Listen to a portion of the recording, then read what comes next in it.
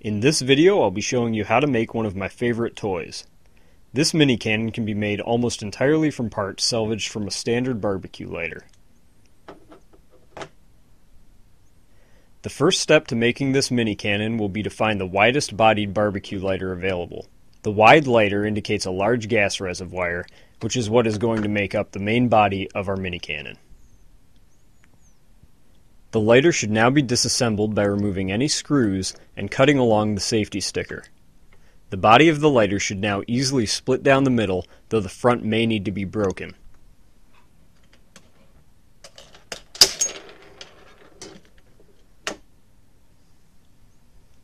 At this point, the gas line and wires will now be exposed. The gas line can be disconnected, and the wires should be pulled out from the front of the lighter.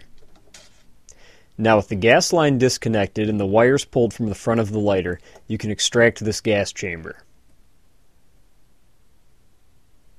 Now, this piece right here, which can be easily removed, is the piezoelectric igniter. This is what is going to be used to create the spark which ignites the cannon. Now, this lighter still has a full gas chamber. I'll need to empty it before continuing. To do so, what I will do is go outside and unscrew this white piece. That will release all the gas. Alright, so I've now gone outside and I've removed this white piece to release the gas. I must now take this white piece and remove the brass valve out of it.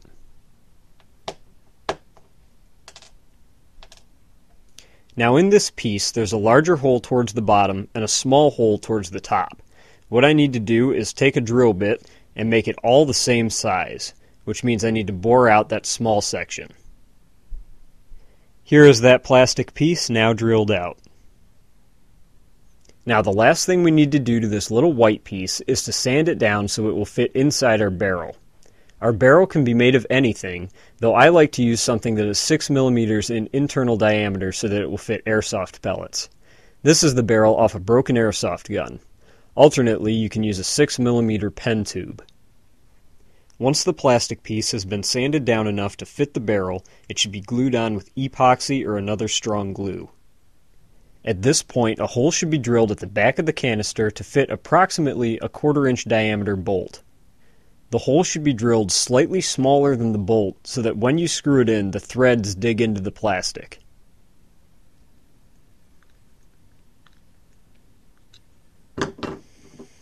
The next thing we are going to do is to take 2 of these self-tapping screws and screw them through the wall of our chamber. The goal is to screw them in so that they will come very close to touching in the center. This is where our spark is going to jump across once we have our piezoelectric igniter hooked up. When you are putting these screws in, stop when there is still a small gap. It is now time to install the piezoelectric igniter. This installs right back into the cylinder, right where it was in the lighter. Now both of the wires on this igniter need to be wrapped around underneath the screw heads. The screws can then be tightened down fully onto those wires. Once you are confident that both of these wires have a good connection, you can go ahead and cover the heads of the screws with hot glue. You can see I've already done so on this cannon. If you do not insulate the screw heads with hot glue, when you squeeze the trigger and you are holding the cannon like this, the screw heads will be making contact with your hand and you will simply be shocking yourself rather than igniting it. With the hot glue now over the heads of the screws on this cannon, it is now ready to fire. A final touch, however, is to add the trigger from the original lighter back to the cannon. The trigger does not fit as is right back on top of the piezo because the barrel is now in the way.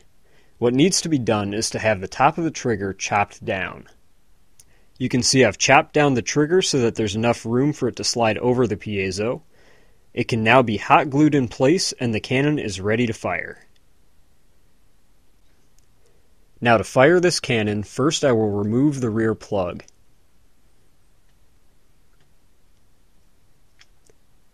I will then insert a cotton swab that has been soaked in 90% rubbing alcohol. I will rub this swab along the walls just like that. I then replace the plug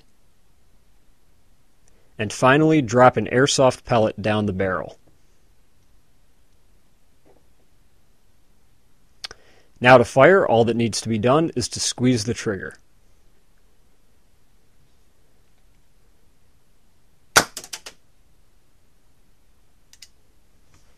The only thing that must be done between repeat shots is to blow through the back end of the chamber so that all the old gas is cleared. And that is all there is to it to build this miniature combustion cannon.